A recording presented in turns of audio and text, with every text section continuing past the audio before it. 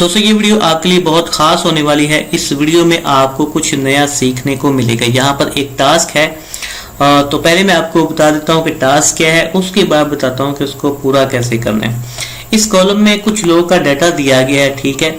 जैसे सबसे पहले आसफ है, फिर उसका जेंडर दिया गया है, उसकी एज दी गई है, उसका फ़ोन नंबर दिया गया है।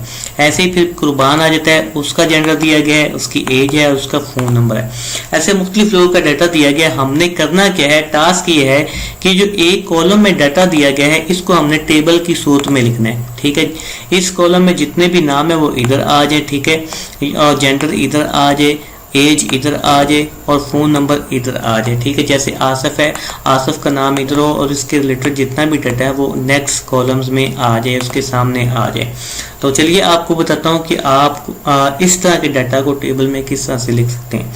तो सबसे पहले आपने क्या करना है, जो पहली रो है, टेबल की पहली रो, इसको हम फार्मूला लगा के, यानी आसफ का डाटा हम यहाँ पर ले आते हैं। इक्वल का साइन प्रेस करके इक्वल प्रेस करता हूँ, यहाँ पे इस सेल पर क्लिक करता हूँ तो यहाँ पे इसका नाम आ जाएगा। ऐसे इक्वल प्रेस करता हूँ, ये मेल आ गया, इक्वल प्रेस करता हूँ, एज ले आता हूँ, ठीक है, और इक्वल प्रेस करके फ़ोन नंबर ले आता हूँ।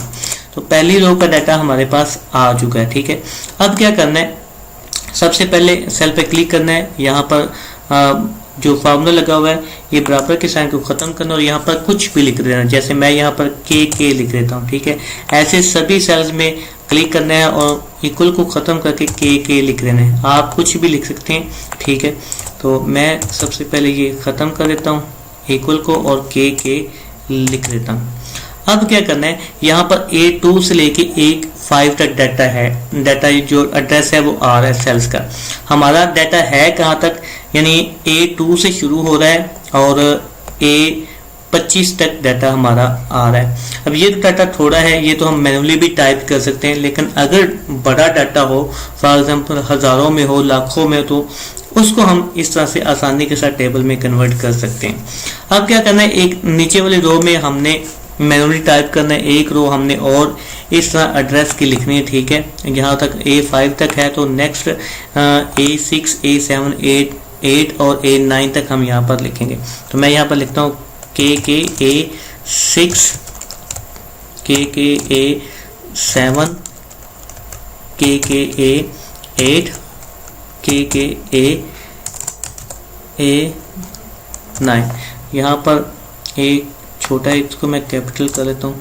अगर स्मॉल लेटर में हो फिर भी कोई इशू नहीं, ठीक है। तो यहाँ पर A2 से लेके A9 तक आ चुका है। अब आपने क्या करना है, सबसे पहले देख लेना है कि लास्ट एंट्री आपकी किस में है। लास्ट एंट्री हमारी A25 में है, ठीक है। तो हमने A25 तक इसको क्या कर लेना है, ड्रैग कर लेना है। तो इसको सिलेक्ट कर लेते हैं, ठीक है। सिलेक्ट करने के बाद नीचे ड्रैग कर लेते हैं। ये A25 आ गए, यहाँ तक हमने ड्रैग कर लिया। अब आपने क्या करना है, कीबोर्ड से कंट्रोल F प्रेस करना है, ठीक है। फाइंड एंड रिप्लेस का डायलॉग बॉक्स आ जाएगा। तो यहाँ पर आपने फाइंड में लिखना है के, ठीक है, और फाइंड आल पर क्लिक कर देना है, ठीक है। तो जितने सेल्स में भी के होगा वो सिलेक्ट हो जाएंगे। उसके बाद रिप्लेस पे आना है और रिप्लेस पे आके आपने यहाँ पर इक्वल का साइन लगाना है और रिप्लेस आल पे क्लिक कर देना है।